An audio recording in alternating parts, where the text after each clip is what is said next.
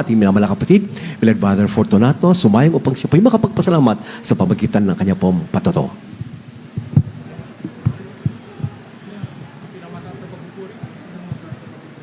Pinakamataas na pagpupuri, paglulahati, pagdadakila sa ating Diyos na buhay lamang.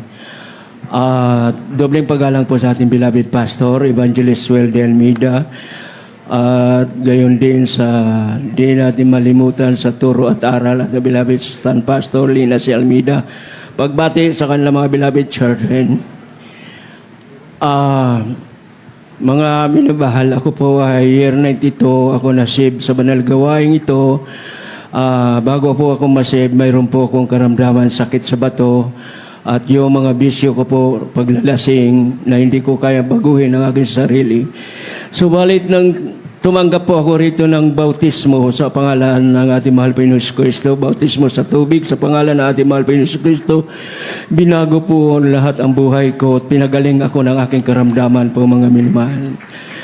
Maraming mga himala na aking naranasan sa banal na gawain ito sapagkat mula nang masib po ako rito ay dumadalo po ako sa bawat krusada kung saan po ang krusada. Iba't ibang himala ang aking naranasan sa banal na gawain ito sa pangunadalangin ng ating beloved Pastor Evangelist Weldy Almeida, siyang propeta ng Diyos. Ito po mga minamahal, ang aking pong pasalamatan sa oras na ito ay tungkol po sa aking beloved mga kapatid sa probinsya po mga minamahal, na ako po ay noong pag-uwi ko sa probinsya, nagsiring po ako sa kanila na totoo ang Diyos sa Jesus Miracle Crusade. Amen. Hallelujah. Kapag nais ninyong ang Diyos na buhay, inyong hanapin sa Jesus Miracle Crusade kayo pumunta. Mayroon man kayong karamdaman, kaya pagalingin ng ating mahal na Panginoon. Ito po mga minamahal, yung brother ko, nung mag-share po ako sa kanila, sila mag-asawa, wala po itong karamdaman. Umabot na lang ng mga kulang-kulang 10 years ang nakaraan. Namalayan ko po ito mga minamahal. Kailan ko lang nalaman po mga minamahal na nasa hospital na pala yung asawa ng aking beloved kapatid.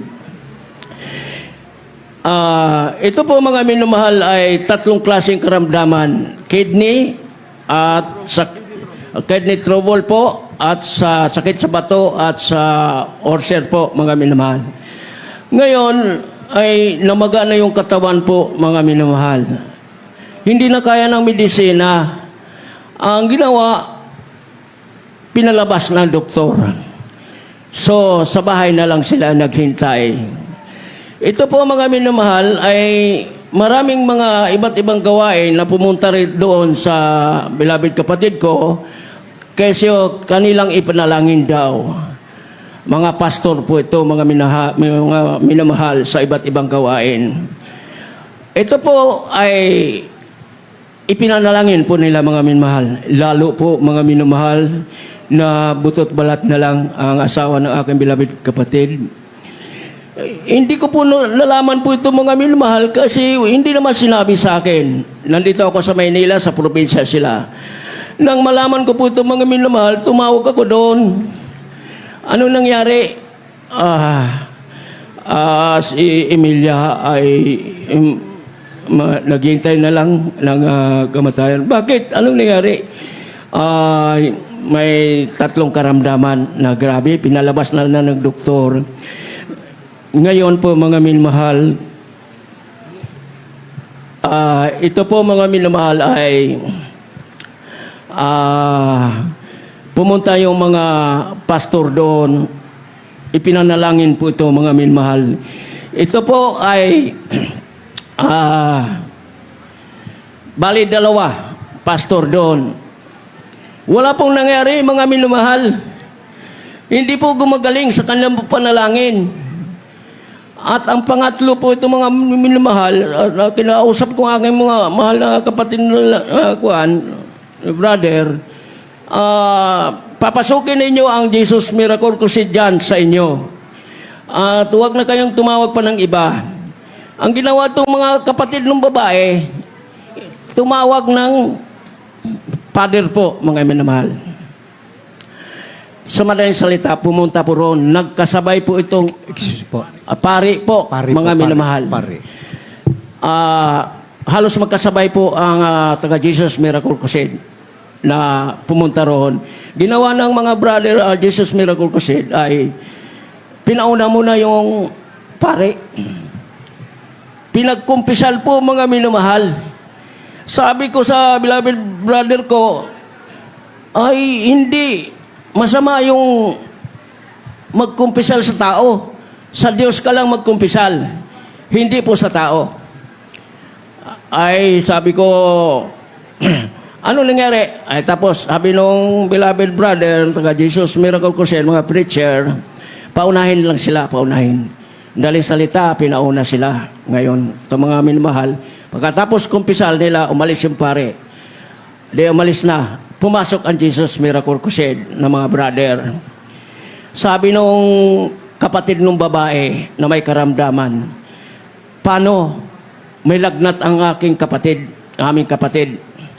Sabi nung sagot nung beloved preacher, taga Jesus Miracle Crusade, ito po mga minamahal, sagot nila, naparito kami para ipanalangin ang may karamdaman. Kasama po yan sa aming panalangin. Hindi, may lagnat po eh. Paano ninyo mabautismuhan? Kasama po yan. Pagalingin po ng mahal na Panginoon. Sa madaling salita, ayaw ng mga kapatid nung babae. Pero yung brother, yung kapatid ko, gusto na. Sabi nung kapatid, may karamdaman yan eh. Mataas ang lagnat. Sabi naman ng kapatid ko, pabayaan nyo. Pabayaan nyo. At sabi nila, totoo ang Diyos sa Jesus Miracle Crusade.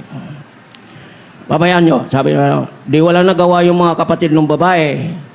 Madaling salita, ipinag-pray, Bible study mo na, piniliwanag sa Bible ang tungkol sa baptism. Ito po mga minamahal ay mataas ang lagnat. Nang ilubog po sa tubig po ito mga minamahal, wala nang boses yan kasi hindi na makapagsalita. Wala nang boses na lumabas sa kanya. Paglubog sa tubig, paghaon po mga minamahal, tinanong ng beloved preacher, anong naramdaman mo? Sumigaw ka na hallelujah, hallelujah, hallelujah, praise the Lord. Unang sigaw, wala pong lumabas na boses.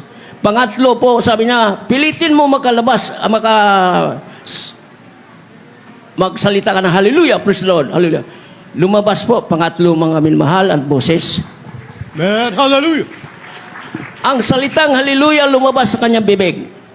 O ngayon, anong pakiramdam mo? Medyo okay na. Nagugutom ako. Pero wala nang kain po mga minamahal, hindi na ako makain yan. Kasi butot balat na lang po mga minamahal nung malaman ko na ura nung pagbautismo po mga minamahal, tapos ng bautismo, imbis hindi nakatayo na, tumingin na pagkain. Praise the Lord. Oh, glory to Sabi Jesus. ko, gaano katotoo ang Diyos sa Jesus Miracle That's Crusade? right. Hallelujah. Sabi ko sa aking mga kapatid, kung di sana naniwala kayo noon sa aking mga patutuo sa inyo, hindi sana sa inyo mangyari ito. Right. Sabi niya, mabayaan mo na lang kuya kung totoo talaga ang Diyos sa pagalingin lang asawa ko. Magpabautismo kami lahat. Madaling salita po mga minamahal, buong pamilya nagpabautismo po. Praise the Lord. Hallelujah. Ngayon, nagulat yung mga kapatid, akala nila mamatay na ang kanilang kapatid. Sabi nung beloved preacher doon, kaming taga Jesus Miracle Crusade, taga-panalangin po sa pangunadalangin, aming beloved pastor, evangelist Wilder Mida, na siyang propeta ng Diyos.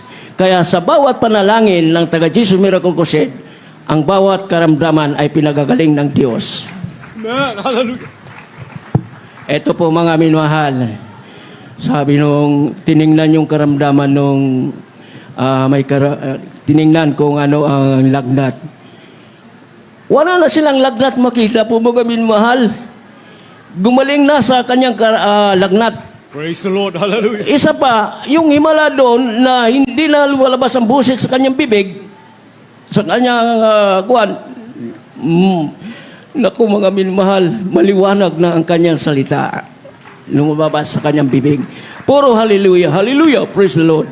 Kaya makapangyarihan ang salitang hallelujah, mga minmahal. Amen. Hallelujah. Powerful po ito ang tinuturo. Ito yung turo ng ating beloved Pastor Evangelist Weldy Almeida na ito tunay na lingkod ng ating mahal na Panginoon. Ito po mga minumahal ay sabi ko doon sa aking mahal na kapatid, ngayon napatunayan ninyo na ang ibang gawain, ang ibang pastor dyan, pastor-pastoran lang po yan. Tao lang po ang nag-anoint yan. Pero ang aming beloved Pastor Evangelist Weldy Almeida, ito po ay tunay na lingkod ng Diyos. Propeta ng That's Diyos. right. Hallelujah. So, kapag sugo ng Diyos at lingkod ng Diyos ang manalangin, pinakikinggan ng Diyos. Nandun ang kapangyarihan ng ating mahal na Panginoon. Nung nag-usap kami ng beloved pastor, beloved preacher, sabi niya, Brad, tagumpay po, bagamat maraming hadlang, nandoon na yung iba't ibang panampalataya nakipag-ergo sa kanila, pero ang Jesus Miracle Crusade hindi po nakipag-ergo sa kanila po mga minamahal, sapagkat kung mapatunayan naman natin kung sino ang totoong Diyos na may Diyos na pinaglilingkuran, kundi sabi ko sa aking mahal na kapatid, walang ibang Diyos sa iba. Maski sa ating kinagisnang reliyon, wala pong Diyos diyan. At ganun din mga pastor sa buong mundo, wala pong kapangyarihan sila. Dito lang nag-iisa ang Diyos sa Jesus Miracle Crusade. Buhay ang Diyos dito. Sapagkat ang lahat ng mga karamdaman o pag-iingat, saan ka man paroon, nandun ang Diyos nag-iingat sa atin. Sa pangunad dalangin ating beloved Pastor Evangelist Weldy Almeida, kung isa-isahin ko ang himala, mga minuwal, hindi po tayo matapos ngayon. Sapagkat mula year 1992, hanggang ngayon, ang karamdaman ko at sa aking pagdadrive, iniingatan ako ng Diyos sa anumang mga aksidente. Salamat sa ating mahal na Panginoon. Natagpuan ko ang Diyos sa Jesus Miracle Crusade ay tunay na ang nangangaral dito ay totoong lingkod ng ating mahal na Panginoon. Tunay na Diyos ang ipinangangaral ng ating beloved Pastor Evangelist Weldy Almeida. Kaya ang papuri, paglulhati, pagdadakila at pagsamba ay tanging sa ating mahal na Panginoong Jesucristo lamang.